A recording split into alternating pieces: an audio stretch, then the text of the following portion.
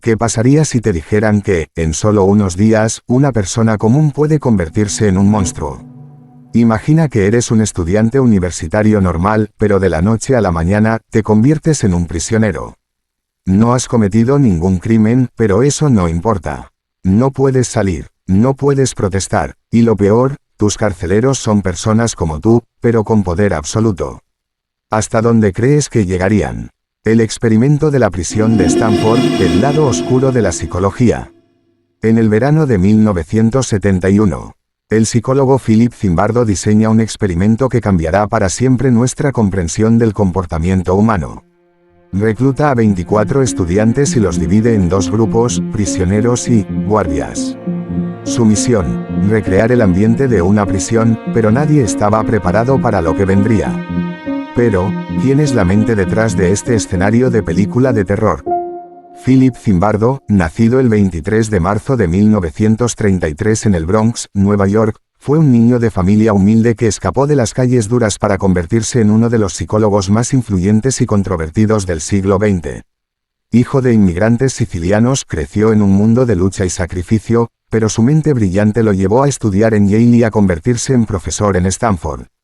Zimbardo no solo exploró los abismos de la maldad humana en su libro, El efecto Lucifer, sino que su interés fue más allá, su obsesión a la psicología lo llevó a desear ver y vivir en carne propia los resultados de su teoría. Por eso, en 1971, se decidió a cumplir su fantasía en el nombre de la ciencia. Zimbardo realizó el experimento de la prisión de Stanford, un estudio que lo catapultó a la fama y al escándalo. En solo 6 días, estudiantes normales se transformaron en guardias crueles o prisioneros rotos, revelando cómo el poder y las situaciones pueden corromper el alma humana. El experimento fue tan intenso que Zimbardo, atrapado en su propio rol de superintendente, casi pierde de vista la ética. Fue su entonces pareja, Christina Maslach, quien lo hizo enfrentar la oscuridad de su propio estudio.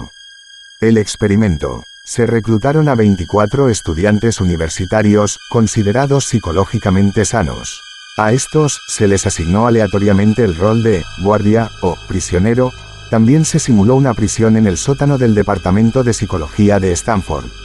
Los prisioneros fueron tratados como tales, despojados de su dignidad, se les dio un uniforme y número en lugar de su nombre. En el caso de los guardias recibieron instrucciones de mantener el orden, pero no se les dijo cómo hacerlo. Zimbardo buscaba demostrar cómo las situaciones sociales pueden influir en el comportamiento humano, incluso en personas psicológicamente estables. Quería explorar cómo las personas pueden adoptar roles opresivos o sumisos en contextos de poder desigual. Su curiosidad fue tanta que no le importaba cómo tuviera que hacerlo. El experimento iba a durar 2 semanas, pero la locura comenzó en menos de 48 horas. Al principio, todo parecía un simple juego de roles. Pero pronto, los prisioneros y guardias, que solo días antes eran jóvenes como tú y como yo, empezaron a colapsar psicológicamente. Desde el segundo día, los guardias comenzaron a abusar de su autoridad. Humillaban a los prisioneros, les negaban comida y los obligaban a hacer castigos absurdos. Algunos prisioneros sufrieron crisis emocionales en cuestión de días. Lo más escalofriante fue que Zimbardo, en su papel de superintendente, dejó que la violencia creciera, cegado por el experimento. Uno a uno, los prisioneros empezaron a quebrarse. Algunos lloraban, otros entraban en shock.